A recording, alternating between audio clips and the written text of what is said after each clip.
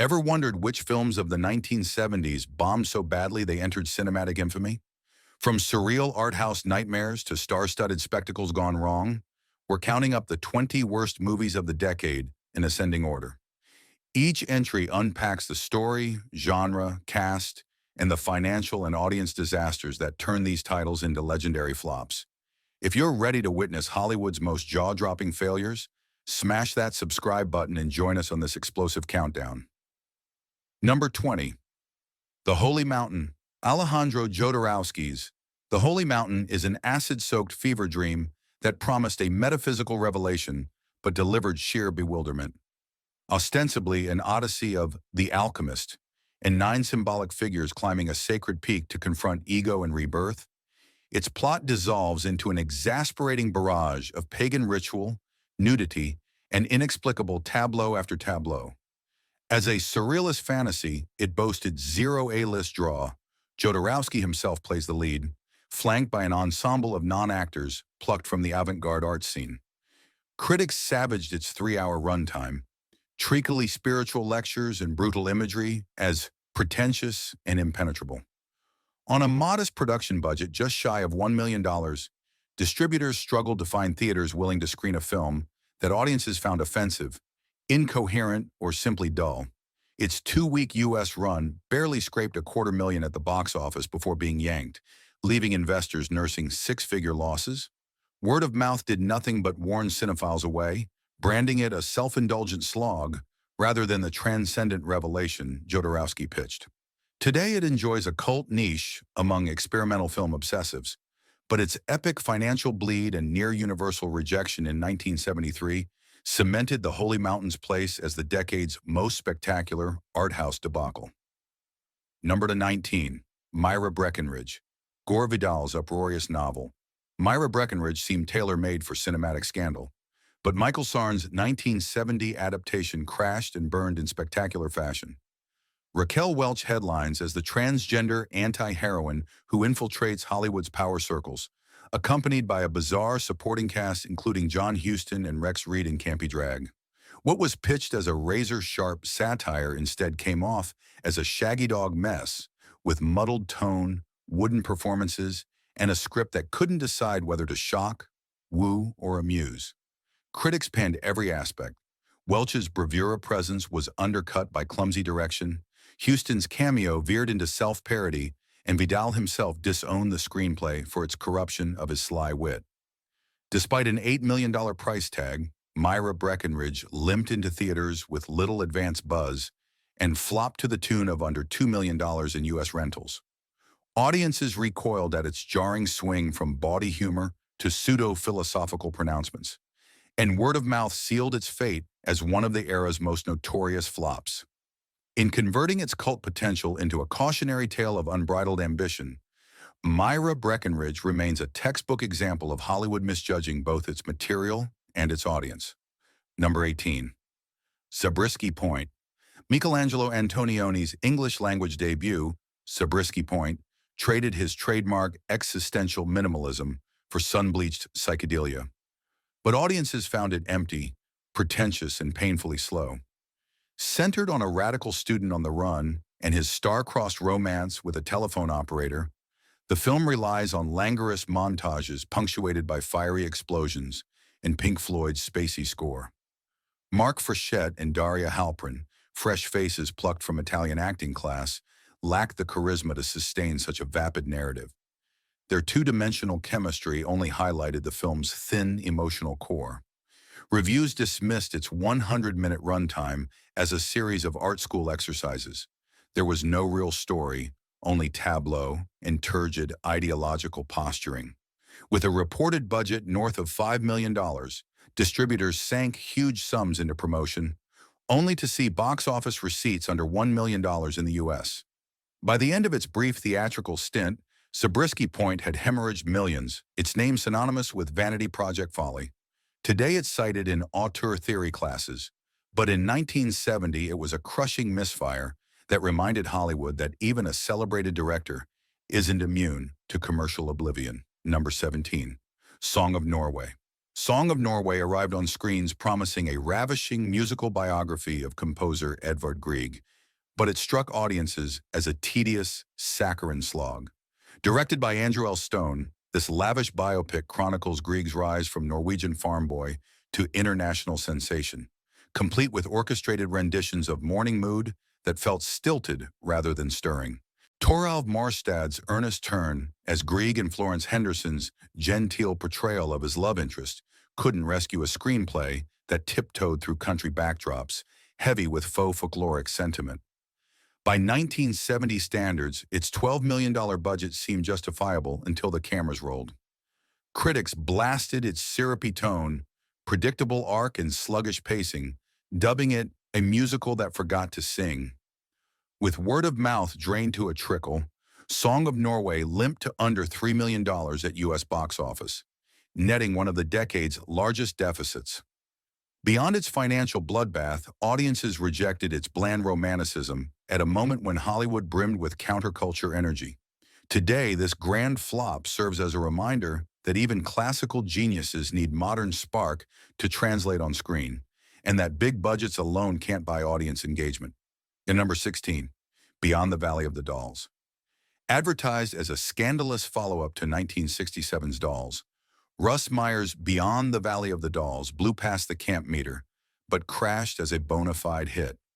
Scripted by Roger Ebert and directed by Meyer, renowned for his lurid lensing, the film tracks a fledgling all-girl rock band trapped in a stew of exploitation, drugs, and sexual melodrama. Dolly Redd and Cynthia Myers headline the cast. Backed by an assortment of B-movie regulars, none commanded enough charisma to transcend the lurid material.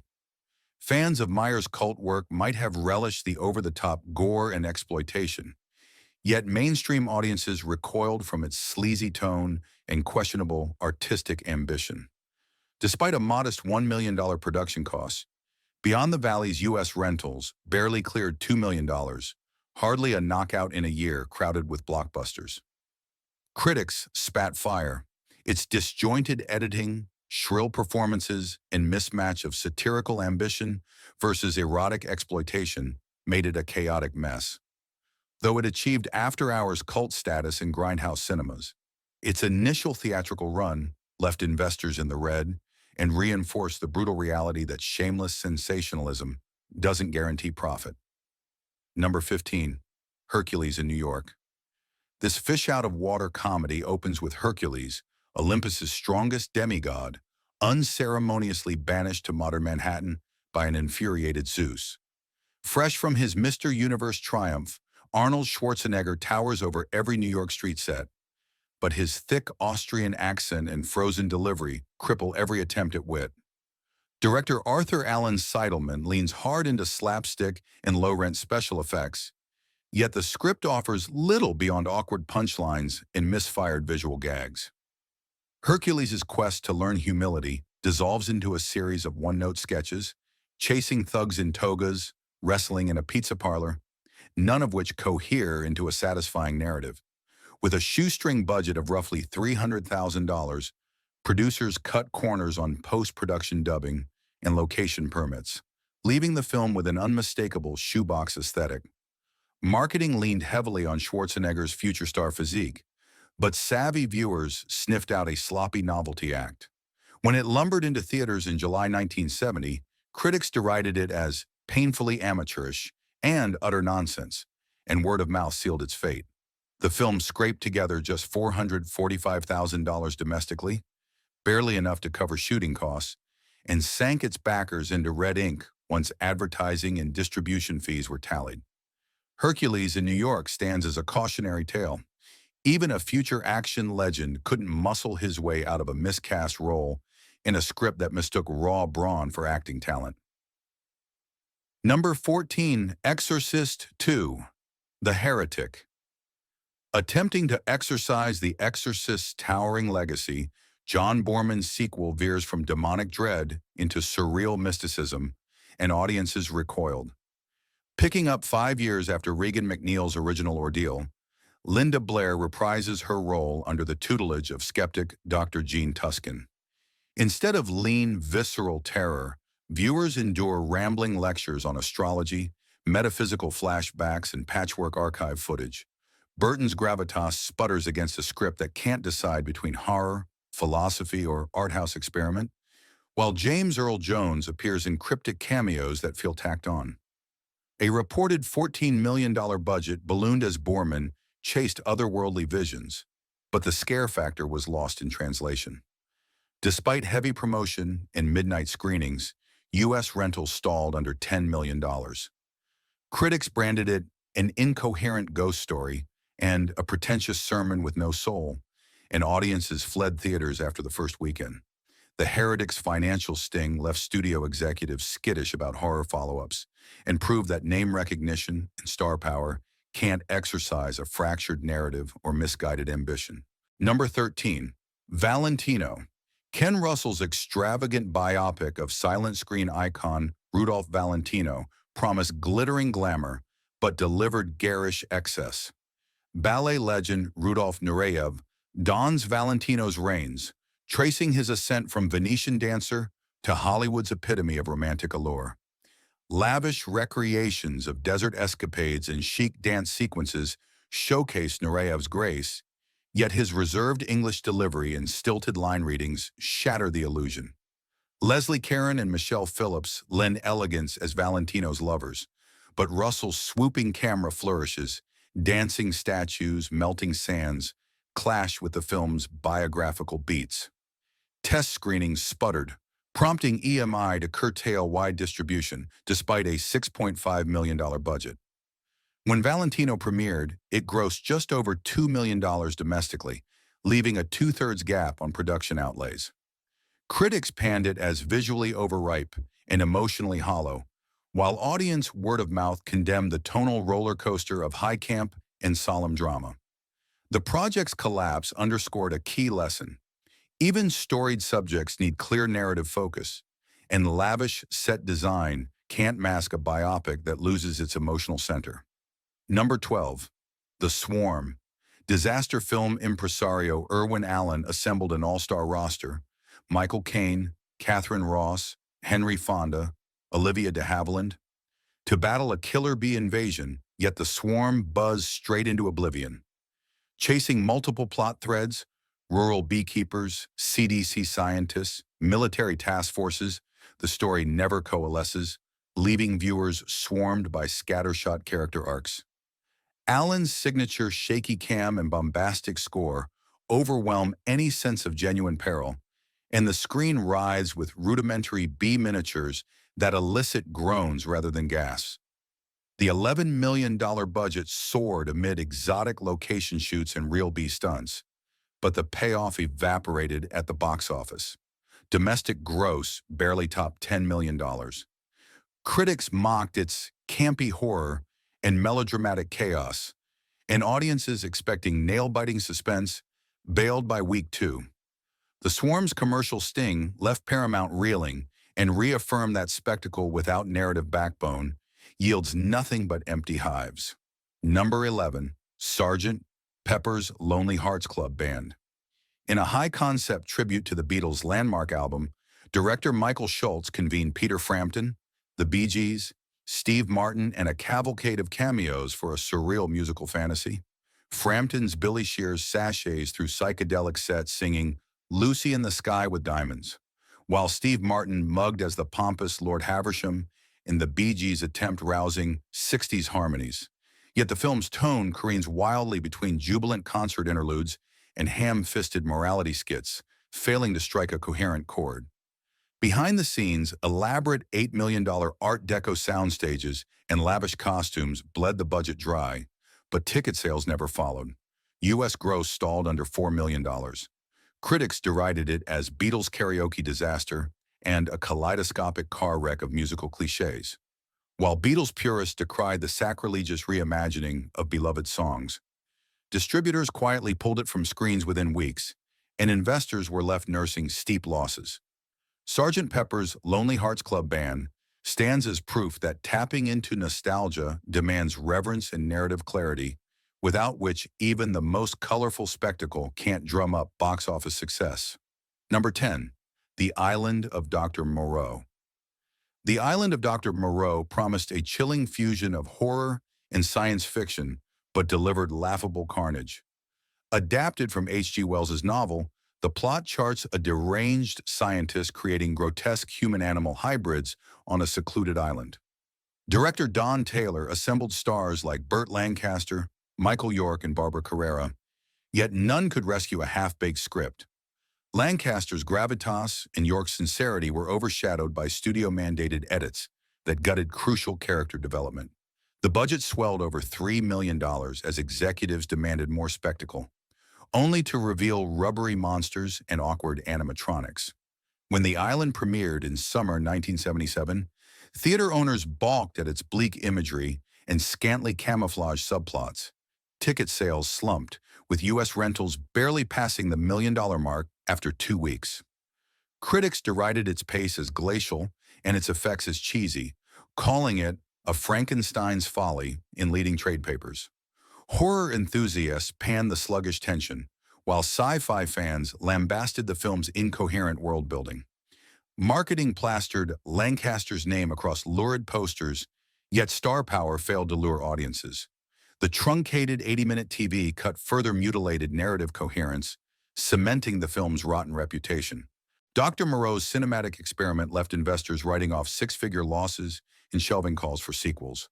Today it survives only as a cautionary tale. Even veteran talent and classic source material can't redeem shoddy execution. Number 9. Zardas. Zardas barreled into cinemas as Sean Connery's audacious sci-fi departure, but sputtered into absurdity nearly instantly. Directed by John Boorman, the film envisions a post-apocalyptic society ruled by godlike Eternals and hunted by savage brutals. Connery's Zed, a leather-clad enforcer armed with a flying red godstone, disrupts this strange utopia in bewildering fashion. Alongside Charlotte Rampling and John Alderton, Connery navigates a script replete with cryptic philosophies and surreal imagery. Designed to shock, Zardas instead drew incredulous laughs at its iconic red diaper shorts and convoluted dialogue. Production costs, estimated around $2 million, soared as Boorman chased elaborate sets and unconventional visual effects. Initial buzz touted Connery's star pull, but advanced ticket sales faltered once press previews unleashed scathing reviews. Critics blasted its ponderous pacing and self-serious tone, labeling it a cosmic train wreck in variety. Mainstream audiences recoiled at its pretentious ideology and bizarre aesthetic, deserting theaters by the end of week 1. U.S. box office returns stalled under $1 million, leaving distribution partners tallying steep losses. Merchandising attempts and late-night screenings couldn't resurrect interest in this enigmatic curiosity. Over time, Zardos gained cult status, but in 1974 it flopped so badly that Connery distanced himself from the project. The film's financial ruin and audience rejection branded it one of the era's most spectacular sci-fi misfires. Number 8. At Long Last Love. At Long Last Love aimed to revive the golden age of Hollywood musicals, but ended in flamboyant disaster. Director Peter Bogdanovich pulled from Cole Porter's classics, staging live vocal performances against Venetian canals and grand ballrooms. Burt Reynolds and Sybil Shepherd lip-synced on location, creating uneven vocals that clashed with the studio orchestra's polished recordings. Michael York, Madeline Kahn, and Dorothy Lyman bolster the ensemble, but none navigate the film's tonal imbalance. Cinematographer Laszlo Kovacs lavished the frame with vibrant technicolor, yet Bogdanovich's reverence for nostalgia smothered narrative momentum. Costing $6 million, the production ballooned as scenes were reshot and musical numbers re-recorded after harsh test screenings. Critics lambasted its muddled sound mix and self-indulgent direction, calling it a sad homage to an era it never understood. Audiences expecting tapping toes found themselves wading through dull exposition and awkward pacing instead of feel-good escapism. Box office receipts limped to under $1 million domestically, obliterating investors' hopes of sparking a musical revival. Word of mouth turned merciless, with theater owners withdrawing prints after the first poor weekend. Reynolds publicly distanced himself from the debacle, while Bogdanovich's career momentum sputtered after such a high-profile flop. Despite its lavish visuals, At Long Last Love survives only as a cautionary tale of misplaced ambition. Its critical and financial implosion underscored one truth: old Hollywood glamour cannot survive sound problems and misguided direction. Number 7. The Black Hole. The Black Hole marked Disney's ambitious plunge into adult-oriented space opera, but crash-landed horribly.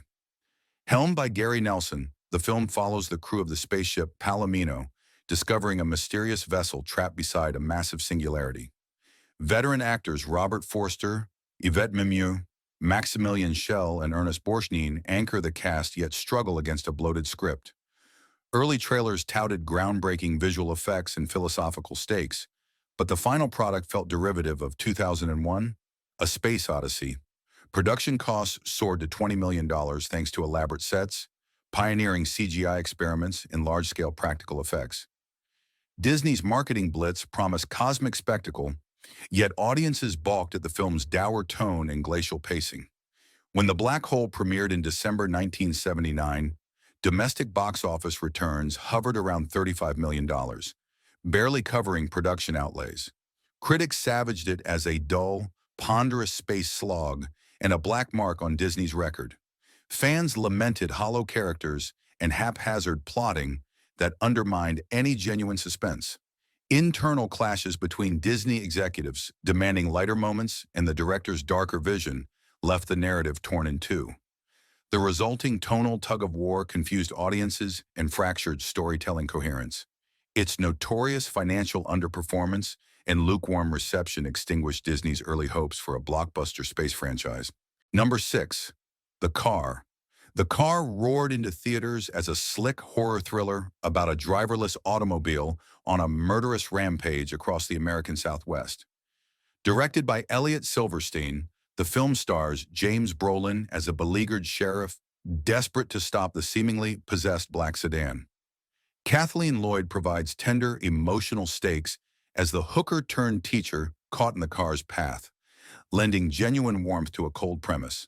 Despite a modest budget of roughly $4.5 million, the production employed real vehicles and elaborate stunt coordination to simulate vehicular terror. Yet the car's silent menace fell flat. Audiences quickly spotted the lack of a compelling antagonist behind the wheel. The screenplay offers no supernatural explanation for the car's sentience, leaving viewers frustrated by repetitive chase sequences and one-note characters. Initial critical response was brutal, dismissing the car as a soulless thrill ride and a metal coffin on wheels. Word-of-mouth doom set in fast. Theater owners reported empty auditoriums by the third week of its summer release. Box office receipts stalled near $4.4 million in the U.S., barely matching production outlays once marketing was accounted for. International returns proved negligible, prompting distributors to pull prints from overseas markets. Brolin's star wattage couldn't ignite interest, and Lloyd's sympathetic turn could not salvage a story devoid of urgency. Over time, the film found fleeting cult status at midnight screenings, but in 1977, it was a chilling reminder of formulaic failure. The Car's financial skid and audience indifference cemented its reputation as one of the decade's most forgettable disasters. Number 5. Lost Horizon. Columbia. Pictures sought to recapture the mystique of Frank Capra's 1937 classic, with Charles Jarrett's 1973 musical remake, Lost Horizon, yet ended up with a 2.5-hour albatross. Adapted from James Hilton's novel, the film follows diplomat Robert Conway as he's spirited to Shangri-La, a hidden utopia perched in the Himalayas, where he must decide between loyalty to his war-ravaged world and the siren call of eternal peace. The all-star roster couldn't sell Larry Kramer's stilted script, which shoehorned Burt Bacharach's forgettable songs into lush Technicolor vistas. Critics panned its uninspired choreography, uneven lip-syncing, and absurdly long runtime, calling it lost investment and a cringe-worthy display of cinematic excess. With a reported $5.9 million production tab dwindling to less than $3.8 million in U.S. box office rentals, Columbia re-edited out 23 minutes after disastrous previews and still couldn't avoid a 9-figure loss. Its brief theatrical life and vanishingly limited home video presence sealed its fate as one of the decade's most spectacular prestige flops, a cautionary tale that pedigree and scale can't substitute for narrative heart. Number 4. The Message. Ambition collided with controversy in Mustafa Akkad's epic biopic, The Message, envisioned as the story of Islam and backed by a $10 million budget. Anthony Quinn headlines as Hamza, guardian to the Prophet Muhammad, in a sprawling 178-minute account of Islam's birth. Shot in Morocco after Saudi opposition shuttered production in Mecca.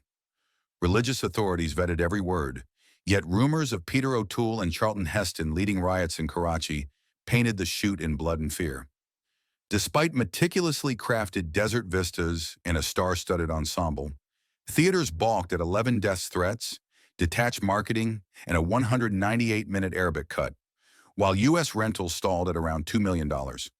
Worldwide receipts nudged $15 million, but distribution and promotion costs pushed net losses into the multi-million-dollar range. Critics slammed its bland, compromising tone and overlong, politically fraught spectacle, and protests forced cancellations that strangled box office momentum. The Message's financial and reputational wounds underscored the perils of tackling sacred history on film. Reverence without dramatic clarity can provoke just as much backlash as outright blasphemy. Number 3. Sorcerer. William Friedkin's Sorcerer was poised to rival The French Connection and The Exorcist until it detonated at the box office. With a budget ballooning from $2.5 million to over $22 million, this globe-spanning thriller sends 4 desperate men across Latin America to haul nitroglycerin on rickety trucks through jungle hell. Tangerine Dream's eerie score and Friedkin's kinetic lensing drew early buzz, but distributors froze when previews revealed a pessimistic ending and a title that misled audiences expecting magic. Despite an Oscar nod for sound editing, U.S. rentals limped to $6 million and worldwide barely cracked $9 million, leaving a $13 million gap on production alone. Critics condemned it as a noble experiment undone by ego, while studio heads blamed poor promotion and overspending. Sorcerer's debacle bankrupted Film Properties International and stained Friedkin's reputation, illustrating that auteur pedigree can't shield a gamble without clear audience hooks. Number 2. Damnation Alley. 20th Century Fox's foray into post-apocalyptic spectacle cost $8 million but yielded a pitiful $4 million in U.S. rentals. Jack Smite's Damnation Alley cast Jan Michael Vincent and George Peppard as Air Force survivors navigating a nuclear war-scarred America in a hulking, 20-wheeled Landmaster. Jerry Goldsmith's score and practical stunt work couldn't mask rubbery giant scorpions, drunken star tantrums, and a script stripped of Roger Zelazny's ominous vision. Fox cannibalized effects funds to bail out Star Wars, forcing last-minute cuts that gutted key sequences, leaving audiences lost in static chase scenes and unbelievable automobile gore. Critics mocked its soulless metal monster premise and incompetent pacing, and theaters deserted it by week 2. Damnation Alley's 6-figure hemorrhage burned executive trust in effects-driven B-movies and cemented its status as a cult footnote in Hollywood's era of nuclear paranoia flops. Number 1. Moment by Moment. Universal gambled $8 million on Lily Tomlin's transition to dramatic lead opposite disco heartthrob John Travolta. But Moment by Moment tanked so hard it became a byword for cinematic cringe. As Travolta's aimless runaway, Strip Harrison discovers erotic obsession with Beverly Hills housewife Trisha Rawlings, Jane Wagner's script drips with 1970s melodrama, yet stammers through every line. The lack of chemistry, accentuated by mismatched shaggy haircuts and deadpan delivery, turned a May-December romance into an embarrassment. Preview nightmares blazed across trade papers. The notorious hot tub consolation scene and off-screen pleasuring moment felt more exploitative than erotic. Despite an eye-popping post-Christmas release, advanced ticket sales cratered, and the film vanished from screens within weeks, grossing just $11 million before marketing and distribution pushed it into the red. Travolta distanced himself, and Tomlin returned to comedy, leaving Moment by Moment enshrined as the decade's ultimate misfire, where star power and big budgets couldn't overcome lifeless writing and miscast leads. There you have it, the top 20 worst movies of the 1970s that crashed and burned despite lofty ambitions. Which cinematic train wreck surprised you the most? Drop your thoughts in the comments below. Like this video if you survived the horrors, and don't forget to subscribe for more exposés.